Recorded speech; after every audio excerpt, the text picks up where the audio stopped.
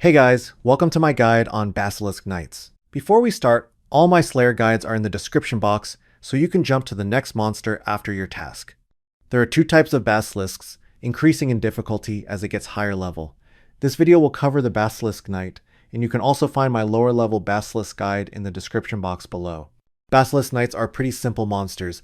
They require the Fremennik Exiles quest, and to get them as a Slayer task, you must purchase Basilisk from the Slayer reward shop. In terms of attacks, they use melee and magic, and there's two popular ways to kill Basilisk Knights. The most popular method is safe spotting with ranged. With Protect Magic active, you'll take no damage, and it becomes a very low-click, relaxed task. The second method is using melee, and simply tanking the melee hits. This approach is more common for players with level 90 or higher combat stats, because auto-retaliate keeps your character attacking automatically after each kill.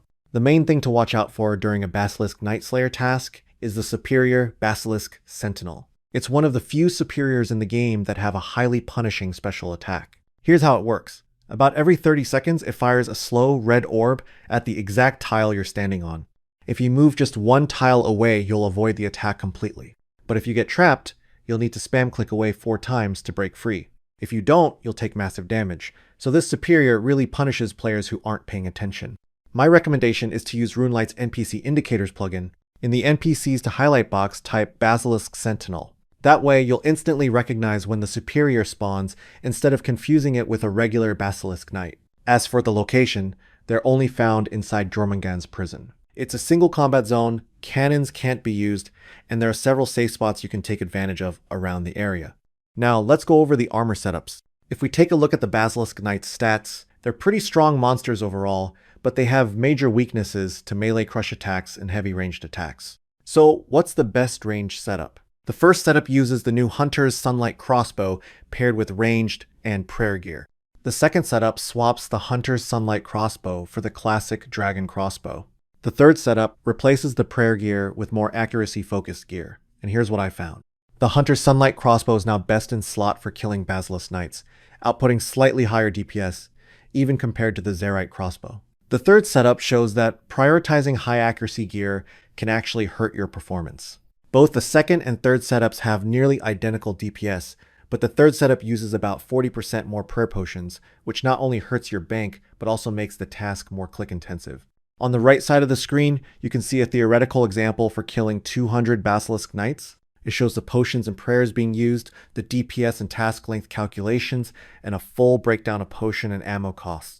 Now switching gears to higher level players who prefer melee setups. I wanted to show how different price setups perform with base level 90 stats. As you can see, the cheaper the setup, the lower the DPS. It's also worth noting that melee setups require more frequent banking to restock on supplies compared to ranged, and that extra time isn't factored into the DPS or task time calculations. Still, melee setups can deliver solid or even higher DPS compared to ranged setups. So, here's the armor rank list for ranged setups. For each weapon, I've listed the highest tier ammo it can fire, and at the bottom I've listed the best value ammunition currently available in the game.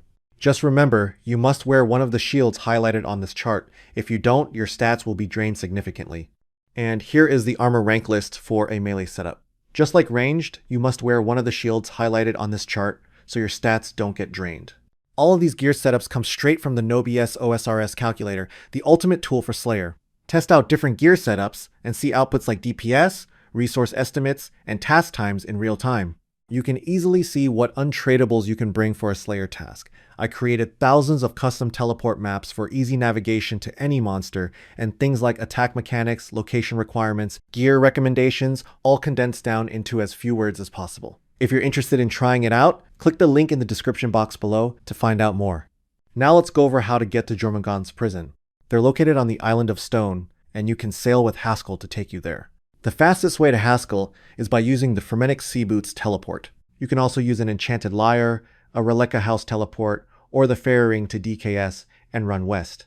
Once you enter, you'll be right over here. Most people like using the southern room for killing and safe spotting Basilisk Knights. Now let's set up for the task. Here is how I would set up my quick prayer and RuneLite settings, and feel free to adjust them to your liking. And here are the inventory setups for each combat style. In the text boxes, the items labeled in white are required, while the ones labeled in yellow are optional. Here's an in-game example of using range for Basilisk Knights. First, travel with Haskell to the Island of Stone, then enter the cave to the north.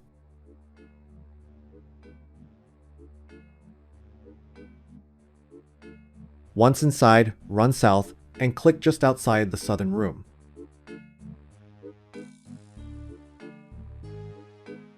I'm turning my camera south here so you can clearly see the safe spot tile. Next, switch on Rapid and Auto Retaliate. Drink your potions. Activate your quick prayers, then attack a Basilisk Knight. I also recommend running south past the NPC aggression perimeter, then coming back to the safe spot. That way, you'll only need to telegrab for about 10 minutes before the basilisks become unaggressive. After that, you can simply run in and loot. Once it's dead, quickly switch to your Bone Crusher necklace to gain those extra 2 prayer points. Then repeat the process for the next kill.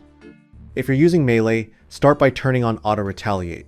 Drink your potions, activate your quick prayers, then run into the southern room.